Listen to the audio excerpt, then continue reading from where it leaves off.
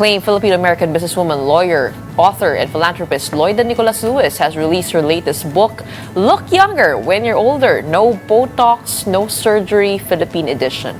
The book has been available nationwide since December 1st, and the idea took shape during Lewis's promotional tour for her 2023 memoir, Why Should Guys Have All the Fun?, when audiences were often surprised to learn that she was already 80 years old.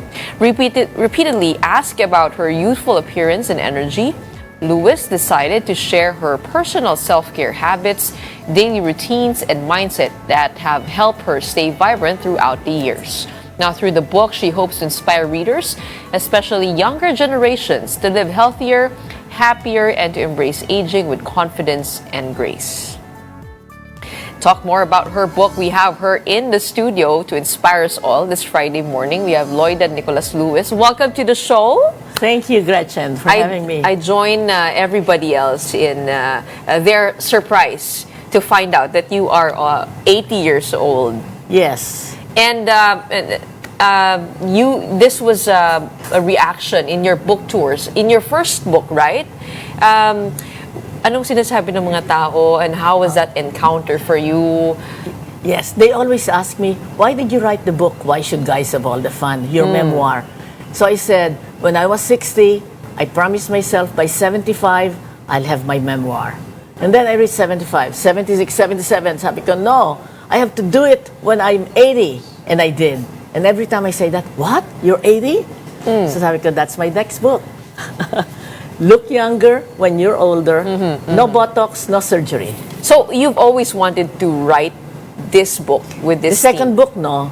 No, it was my memoir that was my goal. But everywhere I went, I was here last year, I was in Europe, I was in the United States, all over. And the question comes up, why did you write your memoir? Why should guys have all the fun? And when I tell that story that I'm 80, everybody says, what? You're 80? Walang wrinkles? Sabi ko, that's my next book. Look younger when you're older, no Botox, no surgery. Before we go to your second book, bakit nga po ba? Why was your memoir entitled that way? Why should guys have all the fun? Okay. When That's unique. When I passed the bar, well, I graduated from UP College of Law, and then I passed the bar. My father was so happy because that was his dream for himself. But he went into business, Francisco Nicolas. So I passed the bar. Loida, you are now, I'll send you on a round the world trip, and then when you come back here, we'll start your career. Because when I was 7 years old, he had a movie in Sorsogon named after me, Loida Theater. So that when I'm ready to run for public office, I already have name recognition. And so, yes, got to the United States. My mother and I were there. And destiny has another path for me, because that's where I met my future husband, Reginald Lewis. Harvard Law School.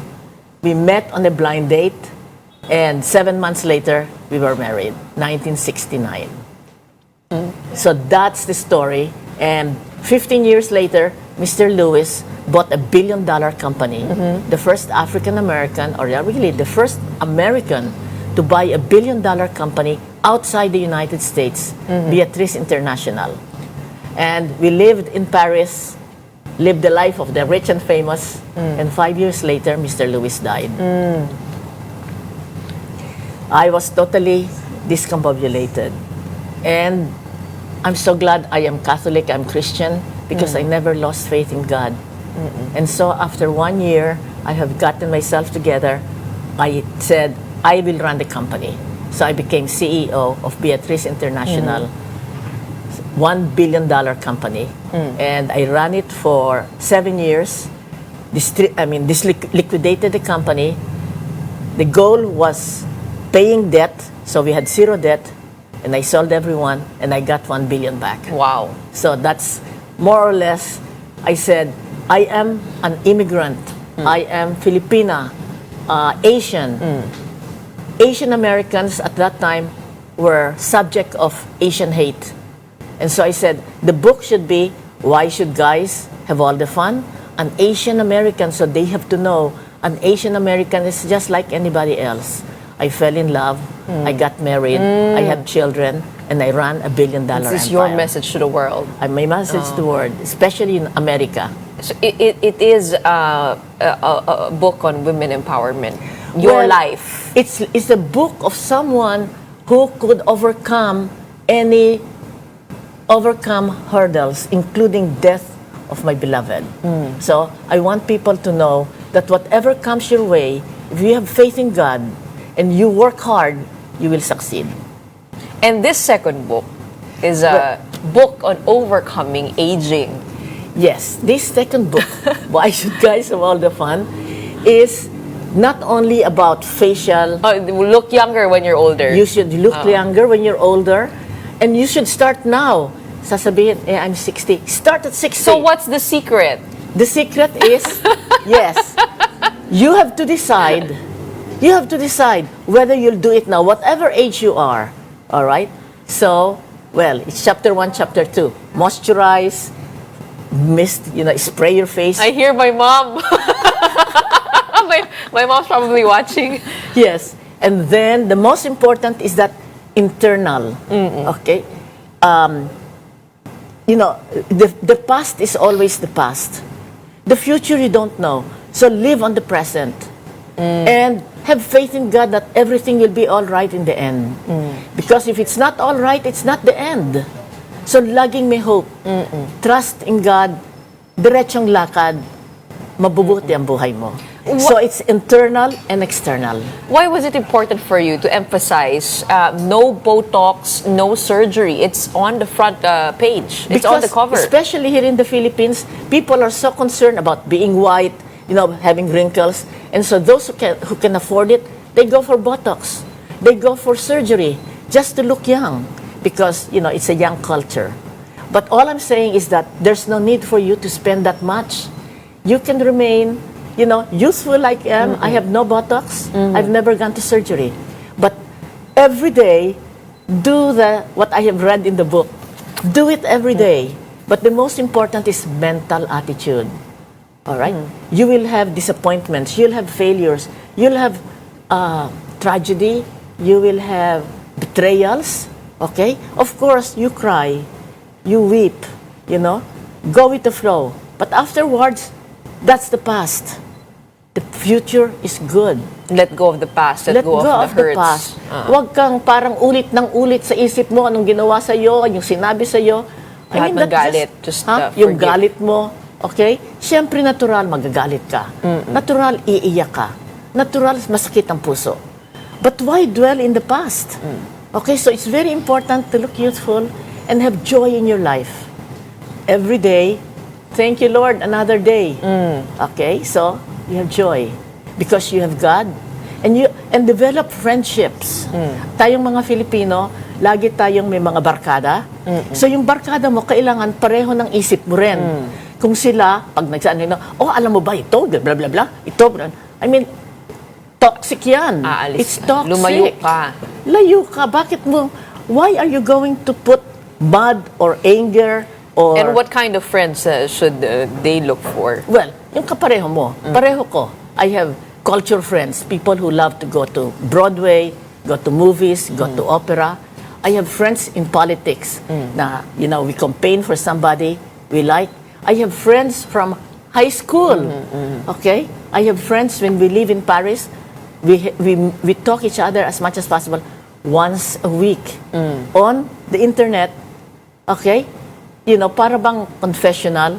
And you move in those circles, high society. Isn't doesn't that put a lot of pressure on you to, put up appearances and all? No. You treat people everywhere the same. Why? Because they are also children of God. So you treat a driver, a household help, and president of the United States. It's not that presidente ka, I'll treat you different. Ikaw, basurero, different. Everyone is a child of God. So, they have a story to tell. They have tragedies. So, hindi mo, huwag kang matapobre. Because maybe you will also be poor. And if you're poor, do you want to be treated na hindi ka tao? So you treat everybody as you want to be treated. Okay? What's part of your diet? When I was 60, I decided I won't eat rice anymore. So, when I decided, ayoko na ng rice, wow, my body reacted. Para bang, hindi pwede. Okay, so ang ginawa ko, okay, first year, wala nang second serving. So I eat everything, pero walang second serving. Second year, isang tasa lang ng rice. For one whole year. Third year, kalahating tasa na lang. Dahan-dahan. Fourth year, 1/4. Fifth year, wala nang Hindi nyo na rice. hinahanap. Okay, I can eat Filipino food except kare-kare. Do you eat everything? Ha? You don't... No, vegetables and for rice, kailangan if your meat or chicken or pork, kalaki na isang palad. Yun lang. And then plenty of vegetable. 0 points ang vegetable. What's your exercise? Exercise, yoga. Yoga. Every day? Ha? I try every day. I try. Now that I am 80, I hired a physical therapist 3 times a week for 30 days. And how do you keep yourself sharp? You are a lawyer, of course, an author. How do you keep yourself mentally sharp? So of course, I read books. Basically, mga memoirs. Okay, so my goal is to read at least 10 books a year. Now, I'm averaging 12 books. Wow. So siguro ngayon, I'll average 15 books. Okay, so, and then read the New York Times. Read what's current, and choose, please. Huwag yung false news. Regular news that you think are telling you the truth. New York Times. I don't read Wall Street Journal kasi napaka-conservative. Do you read about Philippine politics? Of course. Inquirer and ABS-CBN. Doesn't it stress you out? I mean, hearing what's happening here back home. Of course. With Trump in the Philippines disobeying or violating the And how do you Constitution. deal with all of those external forces? Well, I do what I can.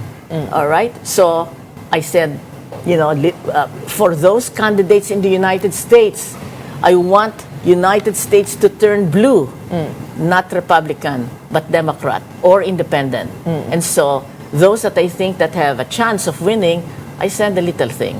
And then, I have a political group in the United States, U.S. Filipinos for Good Governance. And then there's also, by Celia Lamkin, National Youth Movement for the West Philippine Sea. So you have to be active. We are part of society. Kailangan, bumoto. Una muna mag-register at bumoto. At wag pagbibi. Don't sell yung mga nanonood. Wag naman yung ipagbibili ang inyong boto. Value-centric life. That's Yes. what keeps Loida Lewis young. That's it. Exactly. Is there a love that keeps you alive? Love of God, love of neighbor, and the love of my life, Reginald Lewis. Only one. Only one. Isa lang ang Gloria. Isa lang ang love of your life. Isa lamang. So, ang advice niyo po sa akin, wag na rin po ako No. mag-love life. This is, no. Choose love. Use your head. Huwag ka namang loka. I mean, married, don't be, Hindi ho ba don't be nakaka-stress stupid. yun? Don't be stupid, mga babae. Hindi ho Okay, ba don't be nakaka-stress stupid. yun? If you choose the wrong partner, you certainly age faster. Yes, you are, puros consumption.